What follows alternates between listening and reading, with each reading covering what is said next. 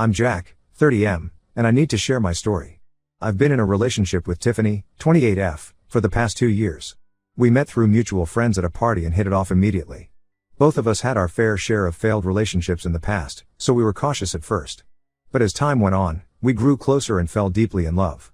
Tiffany and I don't live together, but we try to see each other as often as possible. Our careers keep us busy, but we always make time for each other. We talk every day, either on the phone or through messages.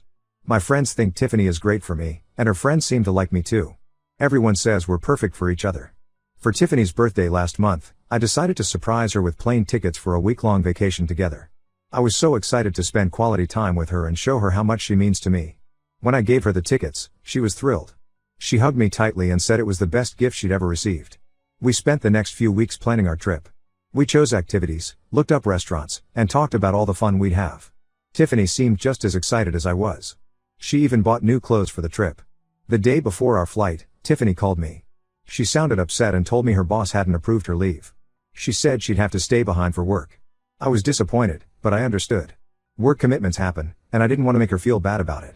However, something didn't feel right.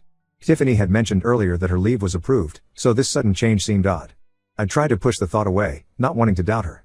But the feeling lingered. The next day, I decided to call Tiffany's office to see if there was any way they could let her have the time off. When I spoke to her coworker, they told me Tiffany wasn't in the office.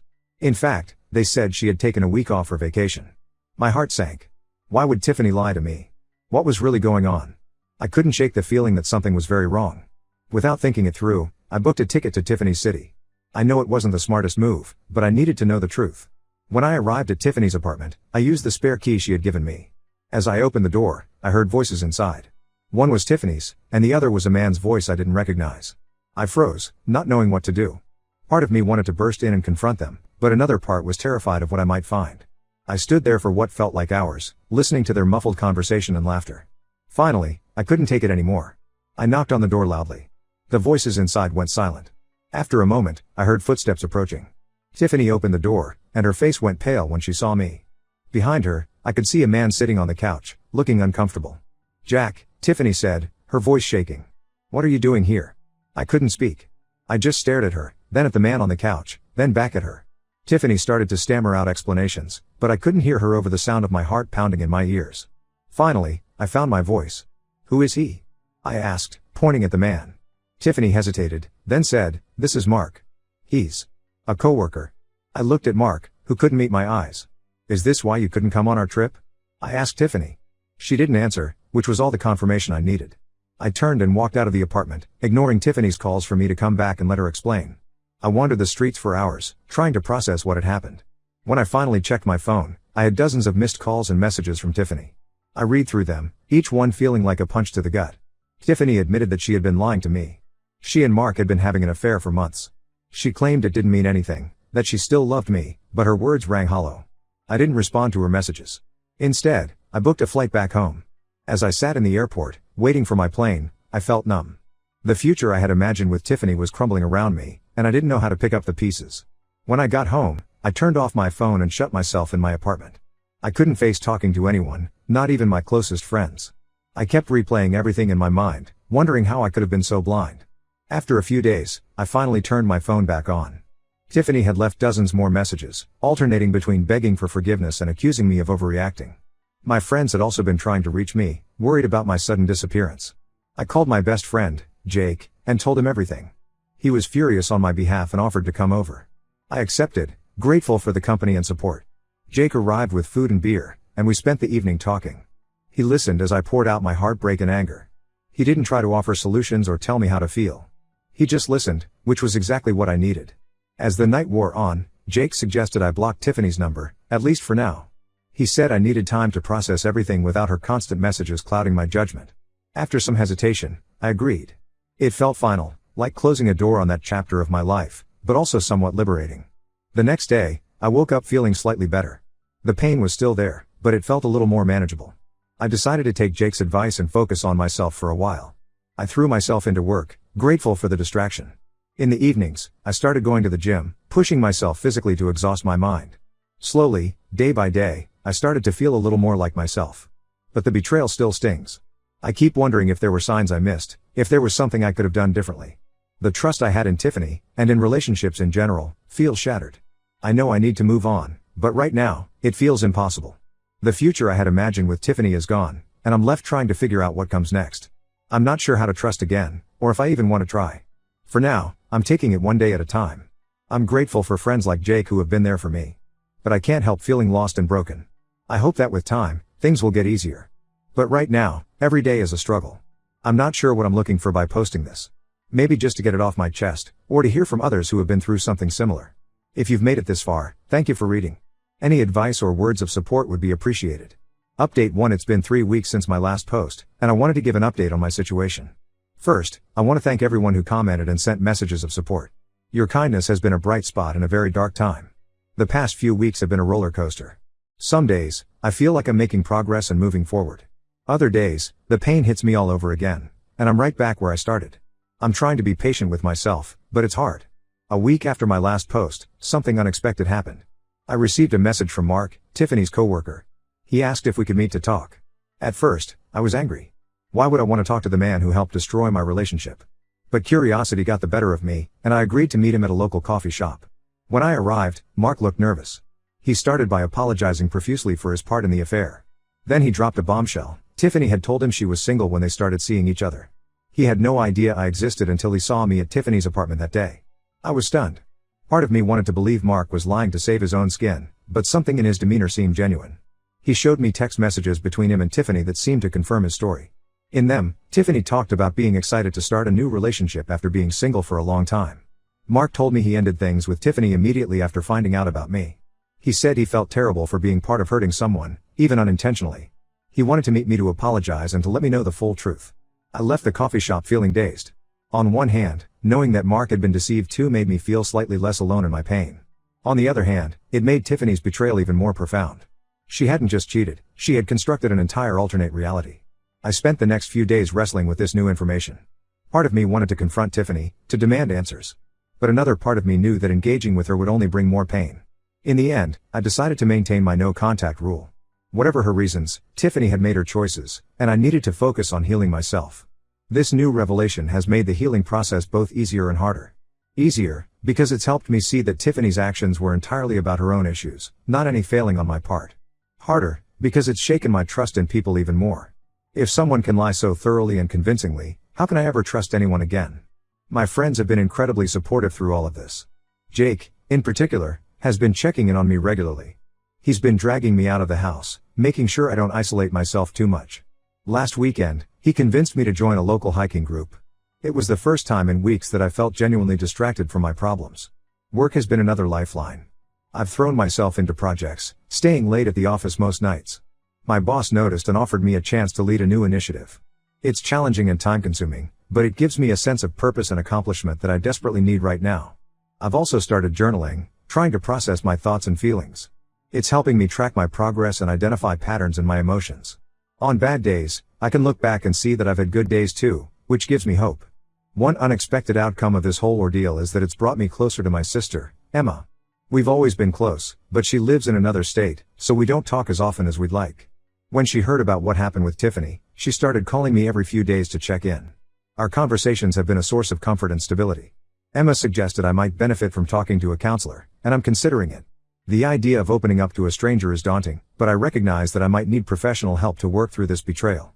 As for Tiffany, she's made a few attempts to contact me through mutual friends. I've asked them to respect my wishes for no contact. Most have been understanding, but one friend, Lisa, keeps pushing me to hear Tiffany out. It's straining our friendship, and I'm not sure how to handle it. Overall, I'm doing better than I was 3 weeks ago, but I still have a long way to go. The pain isn't as sharp, but it's still there, a constant ache in the background of my days. I'm trying to focus on the future, on rebuilding my life without Tiffany, but it's a slow process. I'm taking things one day at a time, trying to be kind to myself on the bad days and grateful for the good ones. I know healing isn't linear, and I'm trying to be patient with the process. Thank you again to everyone who's been supportive. Your words and stories have been a comfort. If anyone has been through something similar and has advice on moving forward, I'd be grateful to hear it. And if anyone is going through something like this now, know that you're not alone. We'll get through this. Update 2. It's been 6 months since my original post, and a lot has changed. I want to thank everyone who's followed my story and offered support. Your kindness has meant more than I can express. The biggest news is that I've moved to a new city for work. The company I work for offered me a promotion that involved relocating. At first, I was hesitant. The idea of leaving behind my support system was daunting. But after a lot of thought, I decided it was exactly what I needed, a fresh start. Moving has been challenging but rewarding. I'm in a new environment, meeting new people, and building a life that's entirely my own. It's been liberating to walk down streets that don't hold memories of Tiffany. My new job is demanding but fulfilling. I'm learning new skills and taking on more responsibility. The change of pace has been good for me, giving me less time to dwell on the past. I've also started therapy. It took me a while to find a therapist I clicked with, but now that I have, it's been incredibly helpful. We've been working through my trust issues and developing strategies for moving forward. It's not always easy, but I can feel myself making progress. As for Tiffany, I've maintained my no contact rule. She made a few more attempts to reach out in the months after my last update, but they've stopped now. I heard through mutual friends that she's moved to another state too. Knowing there's physical distance between us has helped me feel more secure. One unexpected development came about 3 months ago. Lisa, the friend who had been pushing me to talk to Tiffany, reached out with an apology. She admitted that Tiffany had been manipulating her, feeding her lies about our relationship. Lisa had finally seen through Tiffany's deceptions and felt terrible for doubting me. It was a bittersweet moment. I was glad to have my friend back, but it was another reminder of how deep Tiffany's lies went. On the relationship front, I've started dating again, very casually. I met a woman named Claire through a work event, and we've been on a few dates. It's nothing serious, and I've been upfront about not being ready for a committed relationship. Claire has been understanding, and we're taking things very slowly. It's nice to be reminded that there are good, honest people out there.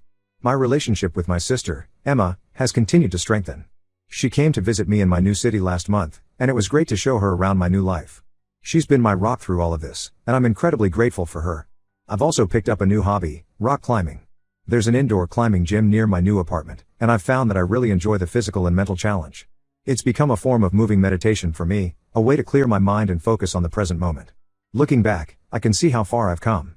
The pain of Tiffany's betrayal isn't gone, but it's no longer the defining feature of my life.